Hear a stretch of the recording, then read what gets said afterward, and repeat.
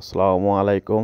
আপনারা কেমন আছেন? আলহামদুলিল্লাহ আমিও ভালো আছি আপনাদের দোয়ায় ও আল্লাহর অশেষ রহমতে। তো আল্লাহর শুকরিয়া আদায় করি যে আল্লাহ আমাদের সৃষ্টি করেছে এবং আমাকে রিজিক দেয়, রিজিক দাতা, সে আল্লাহর শুকরিয়া আদায় করি এবং এই জন্য বলি আলহামদুলিল্লাহ। তো সব মিলিয়ে রিজিকের মালিক যেহেতু আল্লাহ, আল্লাহ রিজিক কার কীভাবে দেয় এটা একমাত্র আল্লাহ পাকই ভালো জানে। আমরা তো বলতে পারবো না, আমরা একমাত্র আল্লাহরই ইবাদত করে থাকি। যেহেতু রিজিকের মালিক আল্লাহ স্বয়ং নিজেই, তা আমার ছাদের উপরে অনেকগুলো চাষাবাদ হয়, অনেক ধরনের তরকারি হয়। তো মূলত সেই সব দিয়ে মোটামুটি সংসার চলে, একেবারে খারাপ না, টুকটাক নিজেকে খাওয়া হয়। তো যাই হোক, সব মিলিয়ে আলহামদুলিল্লাহ শুকরিয়া আদায় করি। আজকে কটা শাক তুললাম, ডাঁটা শাক, এগুলো খেতে খুবই মজা এবং সুস্বাদু।